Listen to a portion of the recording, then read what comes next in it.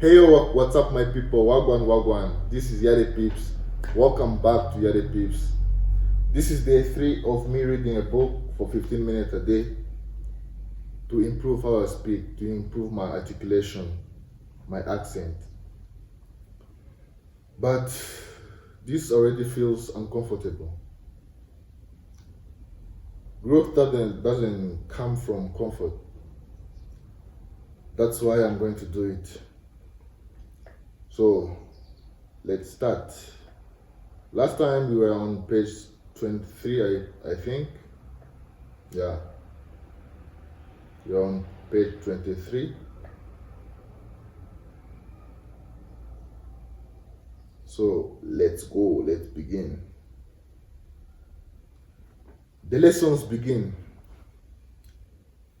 Oh, I forgot to put a 15-minute timer. Okay, let the timer begin.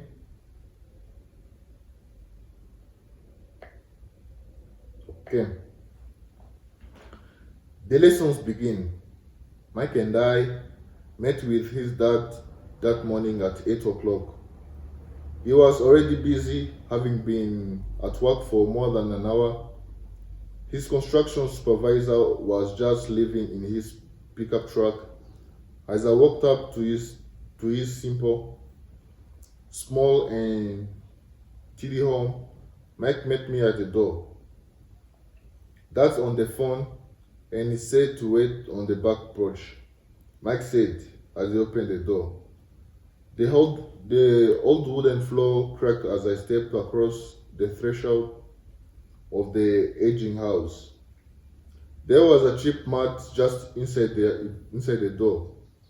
The mat was there to hide the errors of wear of countless footsteps that the floor had supported.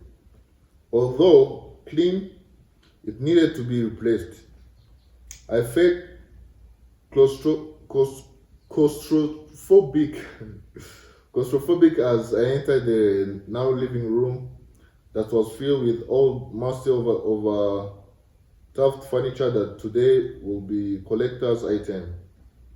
Sitting on the couch were two women, both a little older than my mom. Across from the woman sat a man in workman's clothes. He wore khaki slacks and a khaki shirt, neatly pressed by without tuck and polished work boots. He was about 10 years older than my dad. They smiled at Mike, and I walked past them toward the back porch. I smiled back shyly. Who are those people? I asked. Oh, they work for my dad. The older man runs his warehouses, and the women are the managers of the restaurant. And as we arrived, you saw the construction supervisor who is working on the road project about 50 miles from here. His other supervisor, who is building a track of houses, left before you got here. Does this go on? Does this go on all the time? I asked. Not always, but quite often, said Mike, smiling as he pulled up a chair to sit down next to him. I asked my dad if he would teach us to make money. Mike said. Oh, and what did he say to that? I asked with cautious curiosity. Wow, he had a funny look on his face at first, and then he said he would make us an offer. Oh, I said. Rocking my chair back against the wall, I sat there pressed on two rear legs of the chair. Mike did the same thing. Do you know what the offer is? Do you know what the offer is? I asked. No, but we will soon find out. Suddenly, Mike's dad burst through the rickety screen door and onto the porch. Mike and I jumped to our feet, not out of respect, but because we were startled. Ready, boys? He asked as he pulled up a chair to sit down with us. We nodded our heads as we pulled out chairs away from the wall to sit in front of him. He was a big man, about 6 feet tall and 200 pounds. My dad was taller, about the same weight, and 5 years older than Mike's dad. They sort of looked alike, though not of the same ethnic makeup. Maybe their energy was similar. Mike says, "You want to learn to make money. Is that correct, Robert?" I nodded my head quickly, but with a little trepidation. He had a lot of power behind his words and smiled. "Okay, here's my offer. I will teach you, but I won't do it classroom style. You work for me, I will teach you. You don't work for me, I won't teach you. I can teach you faster if you work, and I'm wasting my time if you just want to sit and listen like you do in school. That's my offer. Take it or leave it." "Ah, may I ask a question first?" I asked. "No, take it or leave it. I've got too much work to do to waste my time. If you can't make up your mind decisively, then you will never learn to make money anyway. Opportunities come and go. Being able to know when to make quick decisions is an important skill. You have the opportunity that you asked for. School is beginning. Or it's over in 10 seconds. Mike's dad said with a teasing smile.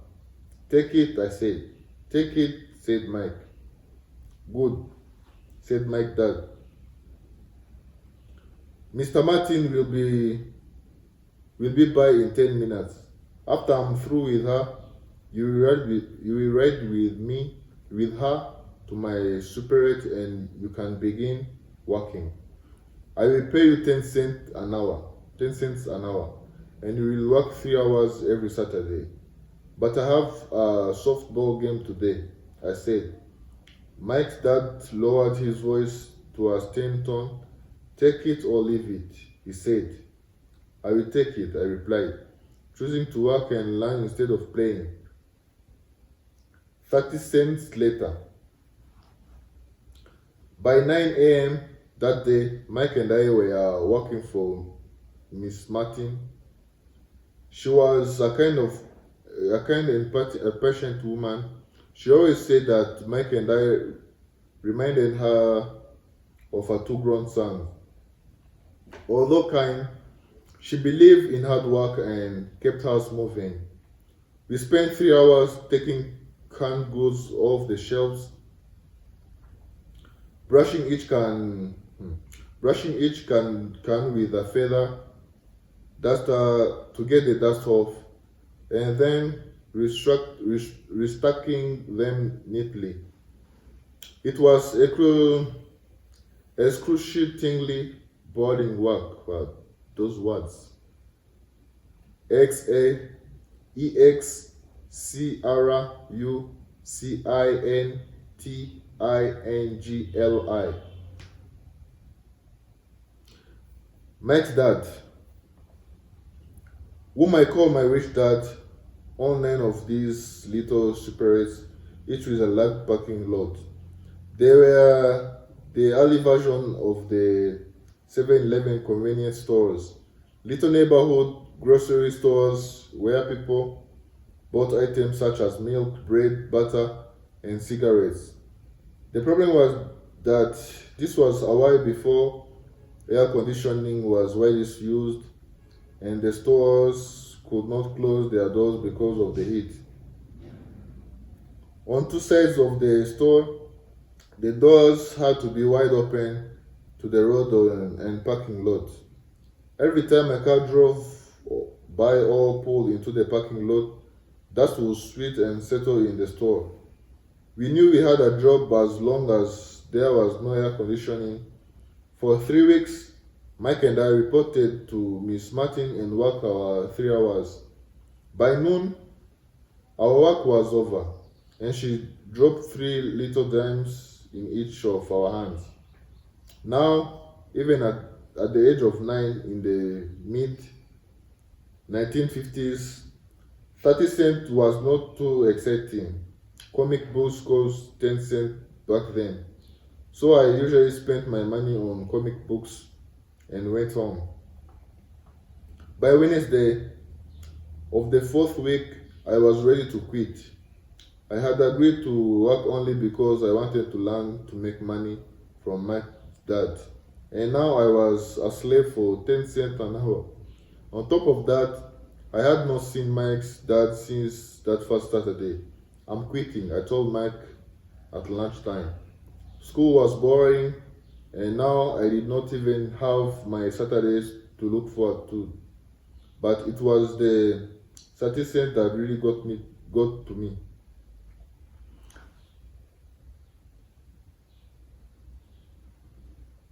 This time, Mike smiled. What are you laughing at? I asked with anger and frustration.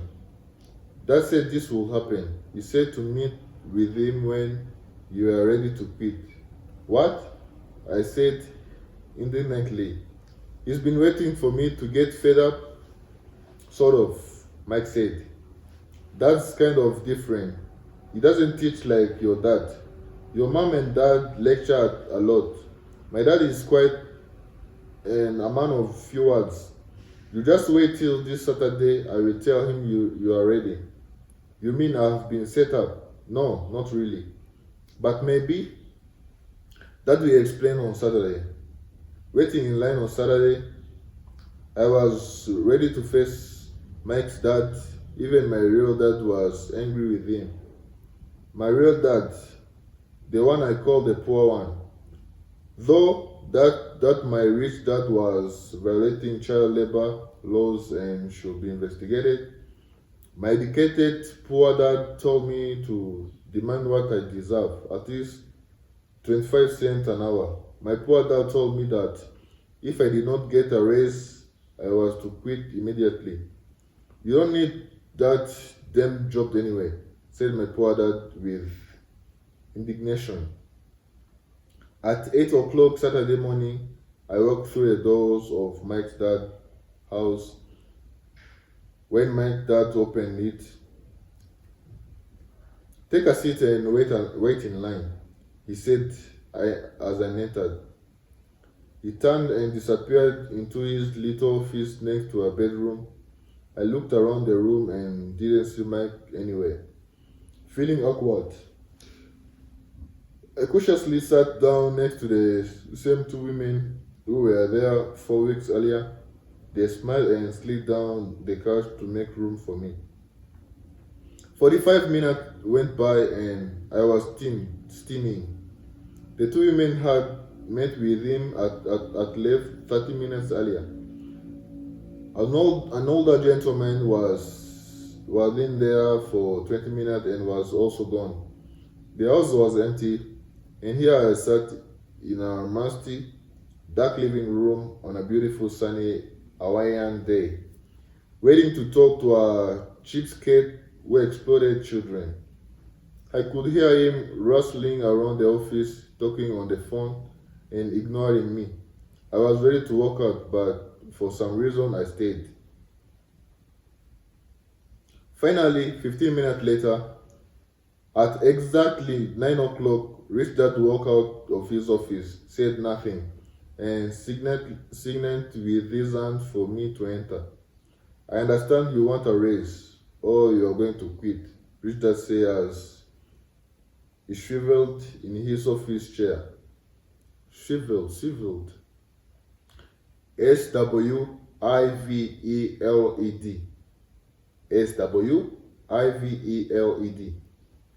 In his office chair. Well, you are not keeping your end of the bargain, I blurted out, nearly in tears. It was really frightening for me to confront a grown up. You say that you will teach me if I worked for you. Well, I have worked for you, I've worked hard, I've given up my baseball game to work for you, but you haven't kept your word. And you haven't told me anything. You are a crook like everyone in town thinks you are. You are greedy. You want all the money and don't take care of your employees. You made me wait and don't show me any respect. I'm only a little boy, but I deserve to be treated better. Rich Dad rocked back in his swivel chair, hands up to his chin, and stared at me. Not bad, he said. In less than a month, you sound like most of my employees. What? I asked, not understanding what he was saying. I continued with my grievance. Hey, bro, there are many words that I don't know. Grievance. Grievance.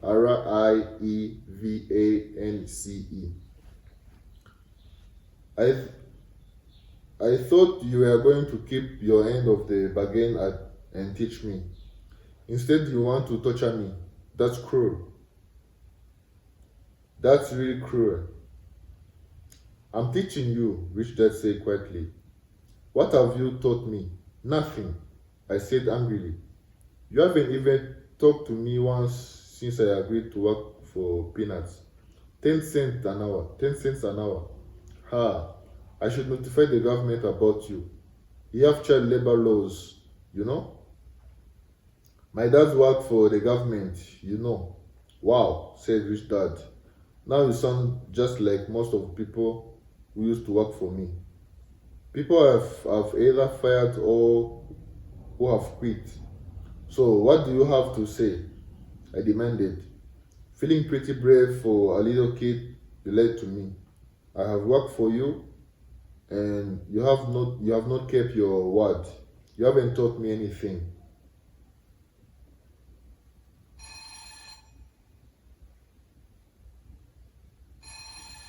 Time is up, but let me finish this page. You haven't taught me anything. Where is it?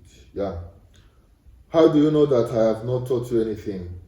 Asked the rich dad calmly. Well, you have never talked to me. I have worked for 3 weeks and you have not taught me anything. I said with a pout. Does teaching mean talking or lecture? Rich dad asked. So this is the end of today's session. We are on page 27. So we will continue on page 28 tomorrow. Peace out.